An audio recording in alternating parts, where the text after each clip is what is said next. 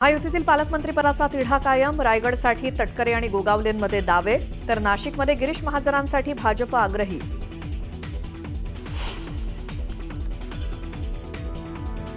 महादेव मुंडे हत्या प्रकरणी तपासाला वेग. संशयित आरोपी गोट्या गित्तेचा शोध सुरू. गित्तेच्या अटकेसाठी पथक रवाना.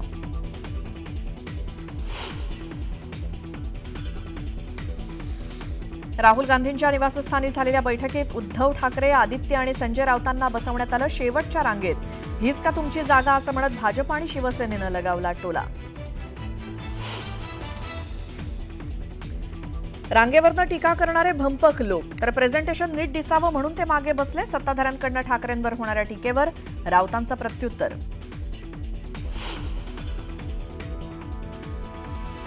नरेश म्हस्केंवर टीका करताना राऊतांकडनं म्हस्केंचा दुतोंड्या गांडूळ म्हणून उल्लेख, तर ते गांजा राऊत आहेत असं म्हणत नरेश म्हस्केंचा पलटवार.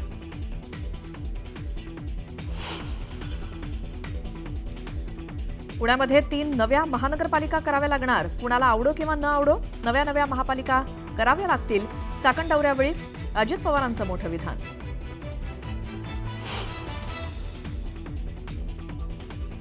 चाकणमध्ये पाहणी दौऱ्यावेळी अजितदादांनी पोलीस आयुक्तांना खडसावलं. पोलिसांनी वाहनं रोखून धरल्यामुळे अजितदादा आक्रमक.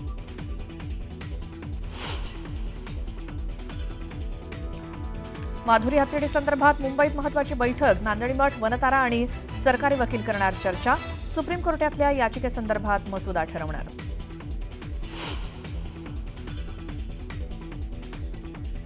वाशिम जिल्ह्यातील अनेक तालुक्यांना मुसळधार पावसानं झोडपलं. वानोजा आणि पिंजर मार्ग वाहतुकीसाठी बंद. अनेक गावांचा संपर्क तुटला.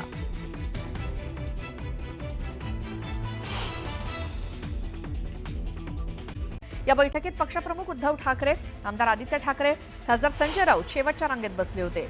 इंडिया आघाडीच्या बैठकीत उद्धव ठाकरे यांच्यापुढे 7 रांगा होत्या. यावरून सत्ताधारी शिवसेना आणि भाजपनं उद्धव ठाकरेंवर टीका केली. तर अनेक लहान पक्षांचे नेते उद्धव ठाकरेंच्या पुढे बसलेले असताना त्यांना मागे स्थान का दिलं असा सवाल शिवसेनेनं केला. तर उद्धव ठाकरे यांच्यापुढे तमिळ सुपरस्टार कमल हसन यांना बसण्यासाठी स्थान दिलं होतं.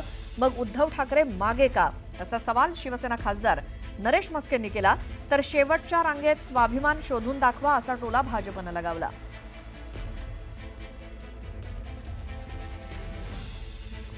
तर शेवटच्या रांगेत बसण्याच्या वादावर शिवसेना उभाटा खासदार संजय राऊतांनी स्पष्टीकरण दिलं. टीका करणारे भंपक लोक असून स्क्रीनचा त्रास होत असल्यामुळे उद्धव ठाकरे मागे बसल्याचं ते म्हणाले. तर प्रेझेंटेशन नीट दिसावं म्हणून ते मागे बसले असंही राऊतांनी स्पष्ट केलं. दुसरीकडे फोटो व्हायरल करताना आधी विचार करा असा थेट सल्ला संजय राऊतांनी दिला. दरम्यान राऊतांनी केलेल्या टीकेवर केशव उपाध्याय आणि नरेश म्हस्केंनी खोचक शब्दात टीका केली.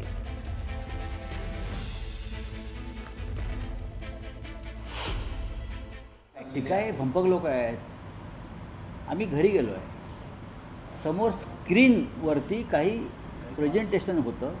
स्क्रीनवरती उद्धवजींना पुढे बसवलं.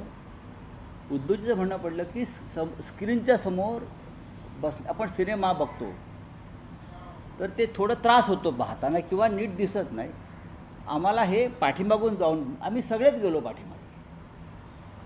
कमल हसन असतील, अमुक असतील, कारण तो स्क्रीन जो असतो सिनेमाचा, जेव्हा पहिल्या रांगेत जाऊन तुम्ही पाहता, जब आप पहले लाइन में बैठे हो तो स्क्रीन के साथ आपका जो आई टू आई कनेक्शन होता है उससे आपको तकलीफ होती है देखने में, समझने में.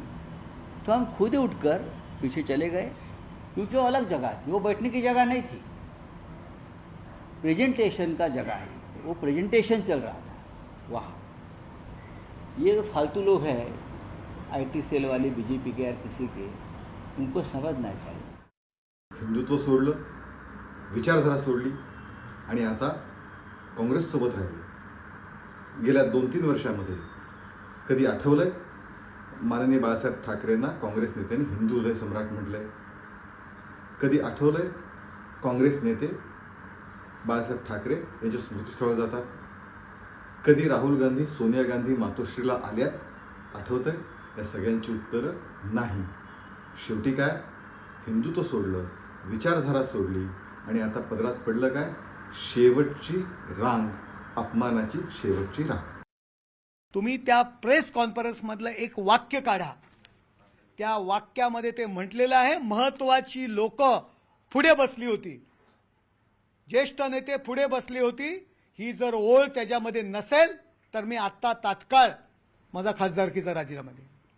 हे त्यांची ओळ आहे. महत्वाची लोक, ज्येष्ठ लोक पुढे बसली होती. म्हणजे उद्धवजी महत्वाच्या लोकांमध्ये येत नाहीत, ज्येष्ठ नेत्यांमध्ये येत नाहीत का? आपल्याच प्रेस कॉन्फरन्समध्ये आपण म्हटलंय. तर उद्धव ठाकरेंना मागे बसवण्यात आलं होतं असा आरोप करत शिवसेना खासदार नरेश म्हस्केंनी टोला लगावला. त्यावरती म्हस्के हे तर गांडूळ असल्याची टीका राऊतांनी केली. या टीकेला मग म्हस्केंनी देखील जोरदार प्रत्युत्तर दिलं. अरे त्या मस्केला सांग, दुतोंड्या गांडुळा, बाळासाहेब ठाकरेंची शिवसेनेच्या नावाची शिवसेना तोडताना तुम्हाला हे दिसलं नाही का? मान अपमान. हां, इथे येऊन चाटुगिरी करता मोदी आणि शहांची महाराष्ट्र, तेव्हा तुम्हाला शिवरायांचा महाराष्ट्र दिसत नाही का? आमचं बघू ना, आमचं बघू की. संजय राऊत हे गांजा राऊत आहेत, भांडी घाशे आहेत. दोन्ही घरचे भांडी घाशे आहेत. पूर्वी पवार साहेबांच्या घरचे भांडी घासायचे, आता राहुल गांधी यांच्या घरचे भांडी घाशे आहेत. आता शेवटच्या रांगेत बसवल्याचा वाद हा निरर्थक असून हा निव्वळ बालिशपणा असल्याचं खासदार सुप्रिया सुळे म्हणाल्या. तर सुप्रियाताई तर आज इथे उद्या तिथे असं करत सर्वांचीच भेट घेत असतात असं म्हणत त्यांनी टोला लगावला. हास्यास्पद आहे, अगदीच बालिश आरोप आहे. इन्फॉर्मल गेट टुगेदर होता, कोणी कुठेही बसलं होतं. मग असं म्हणू का अखिलेश यादव दुसऱ्यात बसले होते आणि प्रोफेसर साहेब पहिल्या रो मध्ये असले, आदरणीय पवार साहेब तिसऱ्या का चौथ्या रो मध्ये? असं काही बसण्याची सिस्टम नव्हती. तो काही प्रोटोकॉलचा कार्यक्रम नव्हता. आम्हाला सहकुटुंब आम्हाला एकत्र जेवण्यासाठी बोलवलं होतं. त्याच्यामुळे त्याच्यात एक प्रेझेंटेशन होतं, ज्याला जिथे वाटलं तिथे तो बसला. तो काय सरकारी कार्यक्रम नव्हता, तो घरगुती. तुम्ही महाराष्ट्राच्या माजी मुख्यमंत्र्यांना बोलवता आणि त्यांना शेवटच्या रांगेत बसवता. सुप्रिया सुळे पण पुढे बसतात. सुप्रिया सुळेंना काय आहे त्याचं? त्यांना त्यांचं महत्व वाढवायचं आहे. त्या नरेंद्र मोदी साहेबांनाही भेटतात, अमित शहांनाही भेटतात आणि राहुल गांधींनाही भेटतात. त्यामुळे त्यात राजकारण काय आहे ते तुम्ही समजून जा, आम्ही सांगायला नको. विविध कारणावरून, वेगवेगळ्या कारणांवरून ते वेगवेगळ्या जणांना भेटत असतात. त्यामुळे सुप्रिया सुळे काय म्हणतात त्याच्यावरती डिपेंड नसतं. तर उद्धव ठाकरेंना मागे बसवणं हा महाराष्ट्राचा अपमान आहे अशी टीका आशिष शेलार यांनी केली.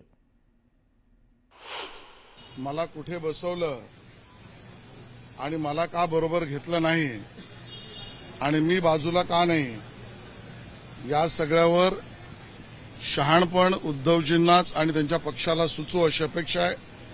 पण मी नक्की हे म्हणेन, उद्धवजी यांना 6व्या रांगेत बसवणं हा काँग्रेसने एका अर्थाने केलेला महाराष्ट्रातल्या मराठी माणसाचा अपमान आहे. आणि म्हणून तो अपमान उद्धवजी सहन करू शकतील, पण आमच्या मनामध्ये त्याची वेदना आहे.